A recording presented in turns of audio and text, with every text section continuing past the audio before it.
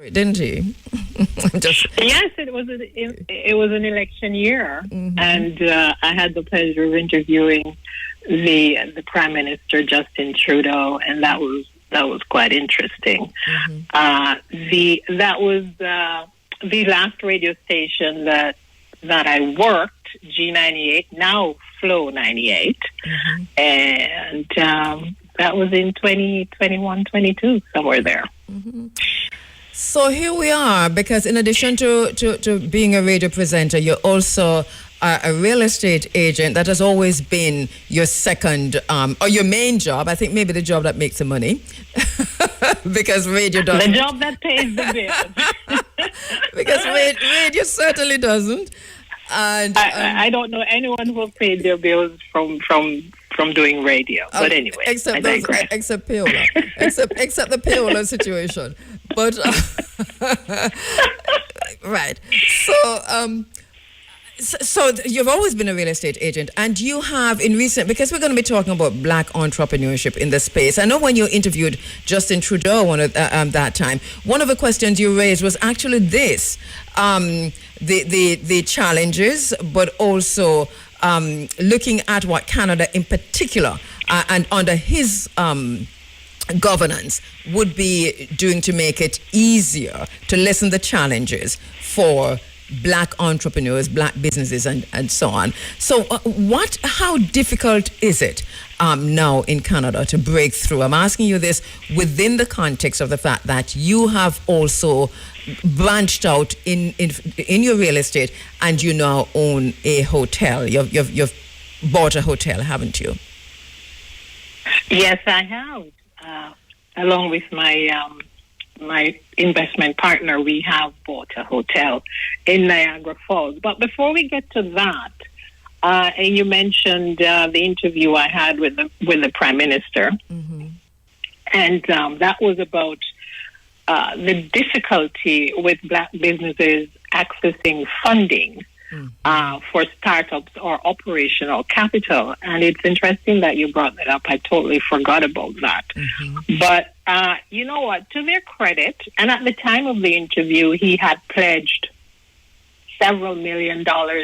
I believe at the time it was something like some 20-something million dollars to pour into the black community for different initiatives, including black businesses, right? So the Canadian government, to their credit, have tried to address this inequity by providing those millions to help to fund the black businesses. These funds are supposed to be accessible through financial institutions, but guess what? The barriers are still very much in place. The gatekeepers are the same. The hurdles to qualify are the same. And quite frankly, the biases are the same. The mindsets are the same. Because it's about policy and a certain culture and mindset about black businesses. And also the lack of research and information, quite frankly, the lack of will to meet those needs. So those are still hurdles. So that there's money all around. So that the access to capital is one of the things that you're looking at with the Prime Minister, and so many years in. But this is and you said this is a long-standing challenge, especially for black people in Canada. I've had many conversations with black people in Canada. There's a poem that what our sister does. I still remember her name, where she talks about Canada is so racist. Like, really? It's a beautiful poem. I need to find it to play it this morning. So that it is within that context of there seems to be this focus on diversity, but when you drive it down to access issues like access to capital, I hear you saying that there are challenges there, and these are long-standing challenges, even though capital is available. Yeah, I mean, let's face it, funding can be a challenge for any business, right?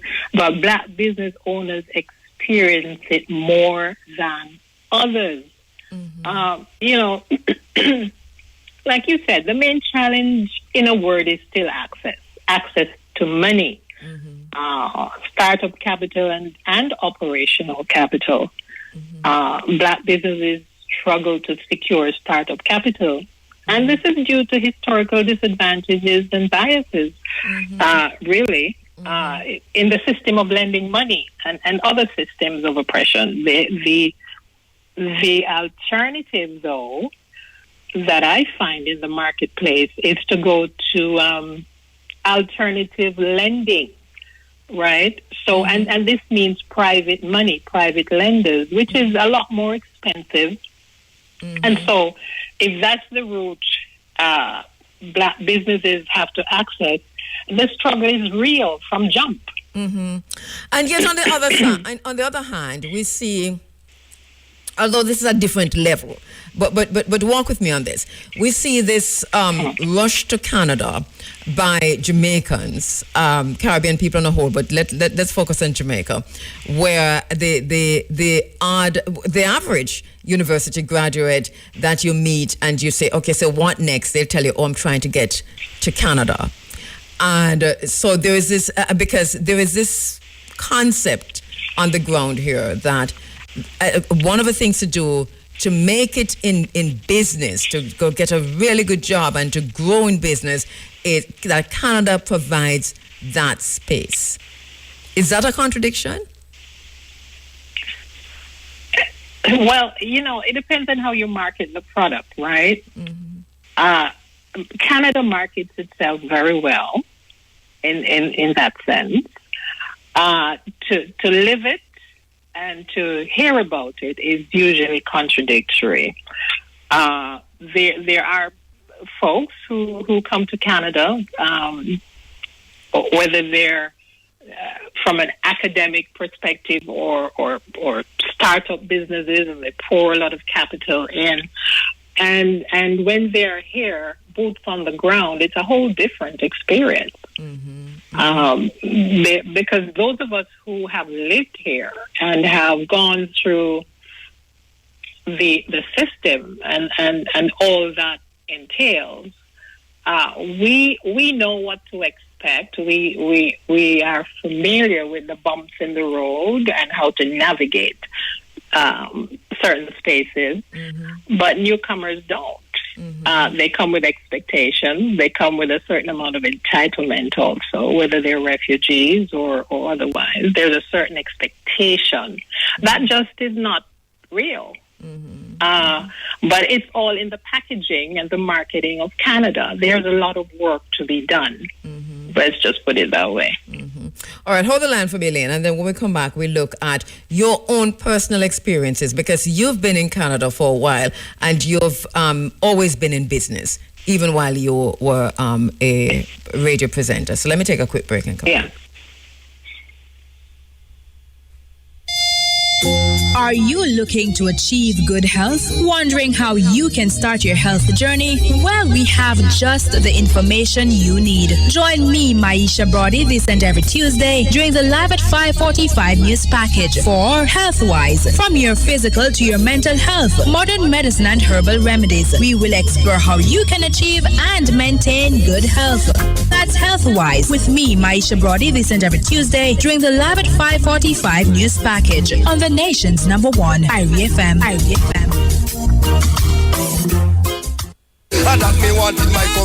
The nation's number one radio station, IRIE FM, remains committed to community development across Jamaica. Join us this and every Monday at 6:30 p.m. right after sports for the community-based program Community. Community seeks to highlight the positives as well as struggles in our communities around the island.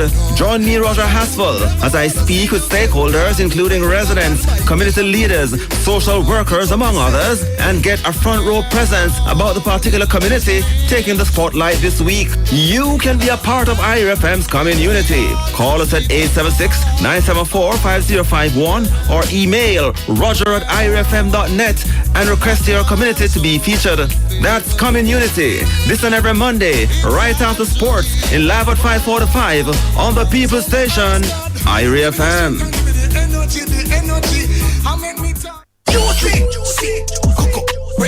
Fresh, baked, is a tech, fluffy, nice, at the best spread, best combo, every bite a heaven. Yo, had the nice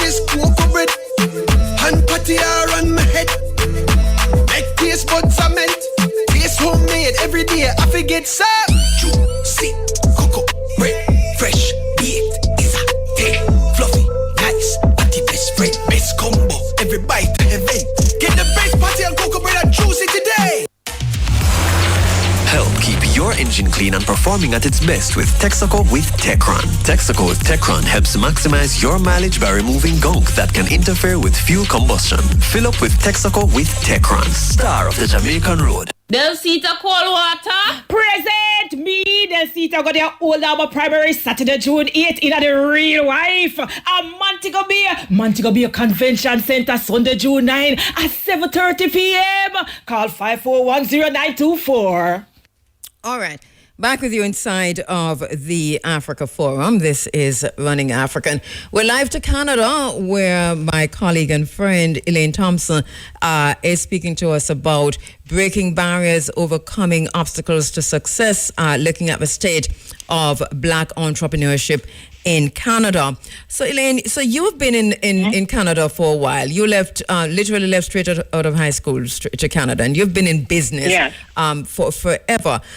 We've looked at some of those barriers, but for you yourself, what were some of those obstacles that you had to overcome along the way? Because it's generally real estate, but it's also media. And what did I miss?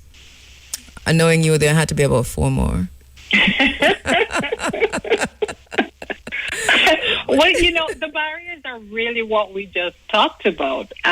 For me, it was getting access to mainstream networking, tapping into the industry in a certain way that others didn't have difficulty doing. Mm-hmm. There's so many systemic barriers in place for us that it just boggles the mind. We're shut out of so many spaces. Mm-hmm. And I found that as a continuous struggle in business particularly. I consider myself a serial entrepreneur, mm-hmm. With some success and some failures, quite frankly. Mm-hmm. But what I've come to appreciate is that everything prepares you. Never discount any experience, whether it's positive or negative, because that's exactly what prepares you for what's next. Mm-hmm. I remember the work that you did during COVID when everything was locked down. And this was charitable work at the end of the day, but that you set up in Canada a proper kitchen that you actually were feeding many. And so it tells me something about the networking you mentioned just now, because you would have had to have had some serious networking to do what you did, to feed people during COVID and especially during the winter months who were homeless, etc. Yes, and I can't even speak to that without mentioning my team and my right hand, Danae Peart, who is my go-to in everything that I do. So big up yourself, Danae, if you're listening. Mm-hmm. And a whole team that came together to make that happen. We provided over 18,000 meals during COVID. And as you said, we set up that kitchen and we made it happen. We got out there. We tapped on doors. We called people. Jamaica National was the first to come on board and fund it. And so we did what we had to do. Many food banks chipped in, and we got food to those people. Many of our Black people, seniors mainly, were shut in. They had no way of getting meals. Mm-hmm. And we found them and we fed them throughout COVID. The program lasted almost 2 years. Mm-hmm. I mean, that was brilliant. And you were able to tap into that network that you cultivated over time, which I thought was really phenomenal, just witnessing that. The issue of being able to set up a business, this is, where does this start?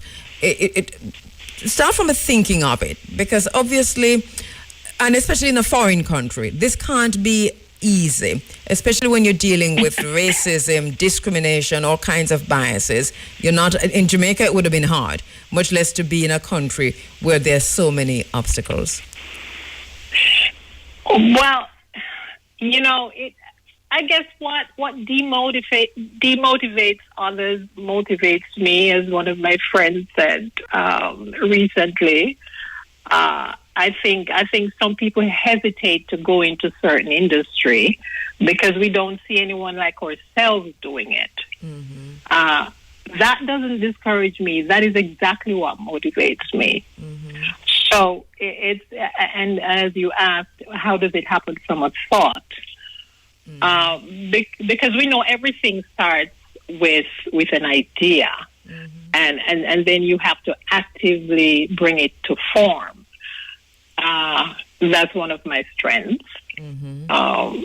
Despite the obstacles, and even to circle back and talk about this new acquisition, there were many obstacles. We've been working on getting this hotel and getting it becoming a reality for almost a year. So it's when you see something come into form and you think, oh, wow, how did that happen? And you think it happened overnight. Mm-hmm. It's been years in the making sometimes. It's comparable to when you see an athlete shine on the court, not seeing the hundreds of hours that goes into training and the sacrifices. So it's kind of like that. Yeah, the sweat in the training. Yes. And this is, I know a lot of people are saying, I mean, how does one leave from Jamaica, from, Clarendon College, and buy buy a hotel in Canada, in the Niagara Falls region? I mean, how does that even happen? I mean, when you told me, I mean, when the deal was done, I mean, I was literally, to me, it was a phenomenal thing. I sat and I said to me, how did she even achieve that? What kind of work would have gone into all of this to get you to the space, to do this, the challenges, the mindset, the consistency, to just stick to it. And I hear you just outline that now. It's in the works for a while. It's over a year, but here we are. Well, tell us a little bit about that venture, Elaine. What is it exactly? Because we reference it twice now, and it's just, in passing. All right. So how did we get there? It quite frankly, we leveraged everything we could leverage, mm-hmm. Because the banks weren't going to give us the money. Wow. It just doesn't happen. So there's that. The process to get here was not an easy one. It was many sleepless nights. It was a lot of stress. It was a lot of do I give up today or do I make another phone call type of thing. Mm. So it was a journey to get it done, and I think any business person can tell you who have made major leaps, mm-hmm. will tell you the struggle is real, mm-hmm. And you have to get people in your corner, and networking is so important. Mm-hmm. From getting a lawyer who will do everything and move every mountain and threaten people if he has to. So like you had Bert Samuels. Right? Did you have... I had a Bert. You had your own Bert Samuels. And yes, then a lawyer in your corner, not necessarily from your community either, will say, look, you better get it done or else. Yes. So you have to have the people who will bend over backwards to help you to succeed. And you know what? If you're in that mindset, it's funny how the universe works, because when you're in that, on that trajectory or on that alignment, as I like to call it, people just show up to make it happen. And you think, you don't know me, why are you doing this? But that's how it works. The law of attraction. And if you will, right? So, and there are mornings that I would wake up and I'd say to myself, okay, do I quit today? The day when I just throw in the towel. And then, I pray a lot. And sometimes I don't even have a prayer. Sometimes my prayer is, God, today my faith is as small as a mustard seed. But we all know what comes from a mustard seed. And that's my prayer. I'm just telling you this, this is really literally what happened. Yes, and I totally get it. I totally get it, because I obviously it's a big deal, and I mentioned that. I mean, to acquire a hotel in Jamaica would have been a massive deal. For Jamaican to do that in Canada, you multiply that down the line and cube it when you're done. Where is the hotel, Elaine, and what's the name of it? Just so that if anyone's listening and they want to, Yes, of course. It is the Falcon Inn. Falcon Inn is located on the street that leads to everywhere in Niagara Falls. We're located at 7865 Lundy's Lane in Niagara Falls. We're just minutes from the largest world attraction, which is Niagara Falls itself. There are several festivals, casinos, and always something happening. Niagara Falls is the summer hub of Canada for people from all over the world. So we'll be happy to host everyone. We try to keep our prices very competitive. We're online, booking.com, Expedia, falconinniagara.ca or .com. We encourage groups to come and enjoy our facilities and our beautiful pool in the center of the property. We're on 1.2 acres, and we have a lovely 4-bedroom house there as well, and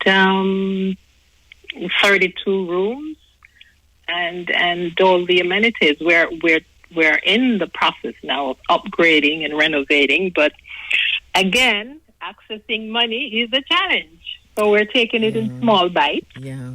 And we're hoping to be able to take bigger bites later on, but that's where we are. It's just brilliant. You're talking, I'm just getting goose pimples and just having that response, just listening. And for many reasons too, not least of all because I know you so well, and we've been friends for many, many years. So I know that this had to be a labor of love for you to get it to the point that you're at now. For persons who are listening, who have ideas of entering into business, and especially because you, and not just hotel, not just at that big level, because you've been in business forever. This has been your way of life. What advice would you give to people who are listening who want to break through? You have this brilliant idea, but don't know how to start, where to go from here.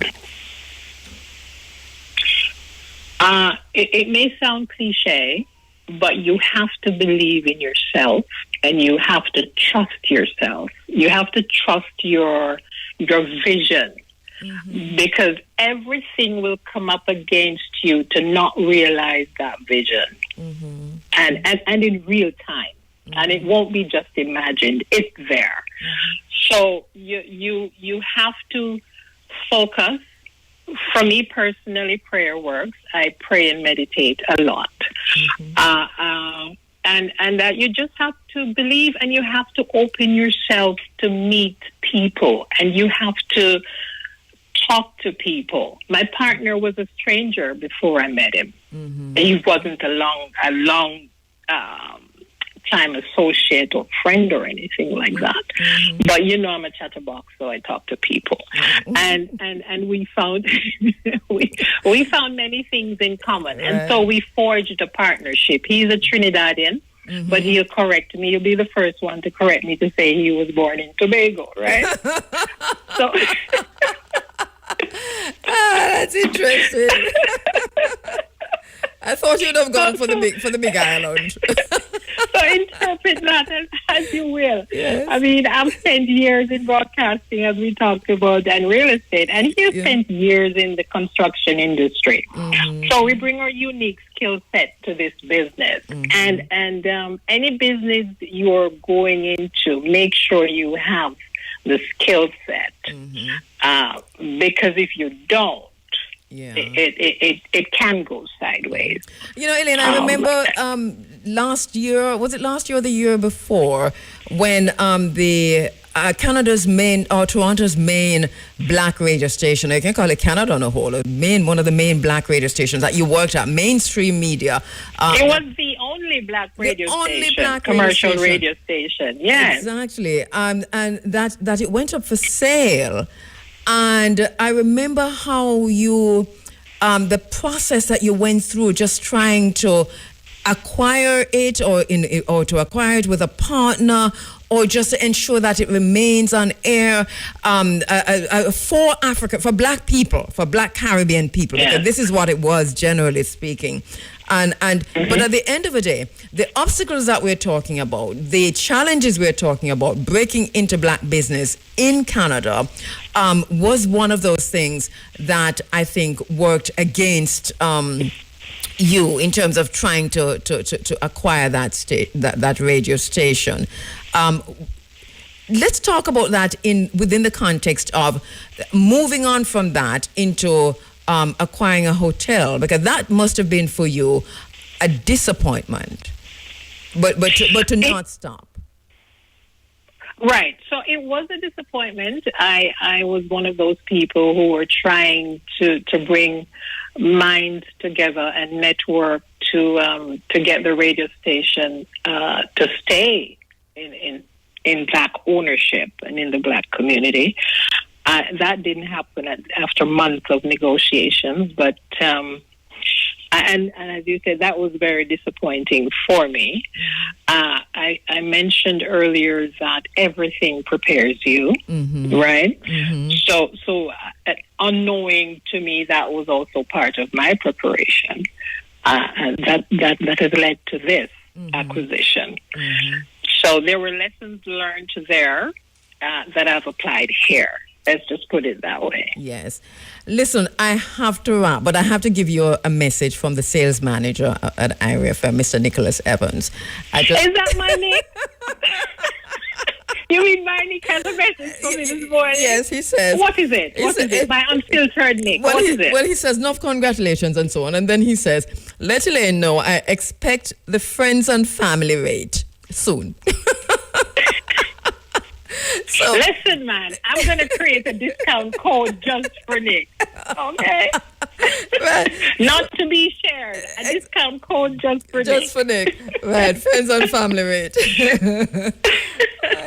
Listen, Cab, when are you coming? Well, listen, we're looking at, because remember we have plans, right? So we want to do the literary retreat, right? The book club retreat and the poetry retreat. Am I too previous? No, man, by the pool. By the pool. So poetry and book reading by the pool. How does that sound?